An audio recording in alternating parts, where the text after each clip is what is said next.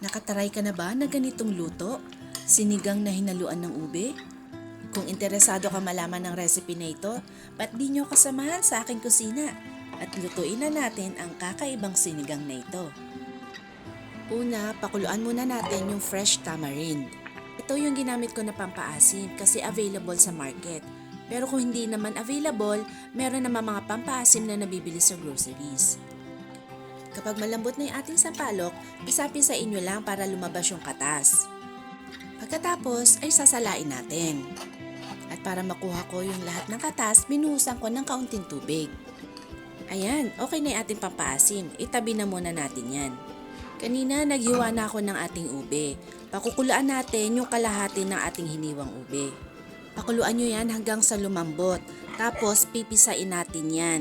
O nga pala, pwede nyo naman i-skip yung part na ito. Ang gawin ninyo, isama nyo yung ube sa pagpapakulo ng baboy. Lambot na yung ube, pisain nyo na lang siya dun sa kaldero o kaya ilipat nyo sa bowl at doon nyo na lang siya pisain. Pagkatapos, ibalik nyo na lang ulit sa kaldero.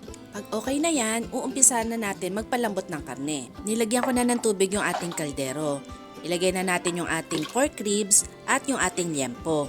Ilagay na rin natin yung ating kamatis, yung ating sibuyas, at yung ating dinurog na ube. Halu-haluin nyo lang yan at pagkatapos ay tatakpan na natin.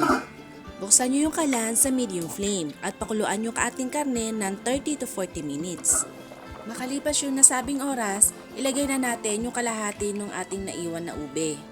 Takpan ulit natin yung ating kaldero at pakuluan natin yung ating ube ng mga 8 to 10 minutes o kaya hanggang sa ito'y lumambot. Isunod natin ilagay yung ating labanos. I-simmer ito ng mga 2 to 3 minutes. Kapag malambot na yung labanos, ilalagay na natin yung mga natitira pang gulay.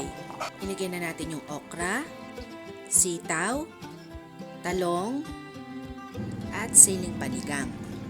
Titimplahan na din natin ng patis at ng asin. Maglalagay din ako dito ng cracked black peppercorn pero ito ay optional lamang. Isasama na din natin dito yung ating pampaasim. Haluin nyo ng maigi para pumantay yung mga pampalasa na nilagay natin. Pagkatapos ay takpan na natin yung ating kaldero. At isimmer ito ng mga 2 to 3 minutes. At panghuli, ilagay na natin yung ating kangkong. Ilubog-lubog lang natin yung ating kangkong dun sa sabaw para ito ay maluto. Isimmer ito ng mga 1 to 2 minutes nang hindi na tinatakpan. At pagkatapos ay pwede na natin patayin ng apoy.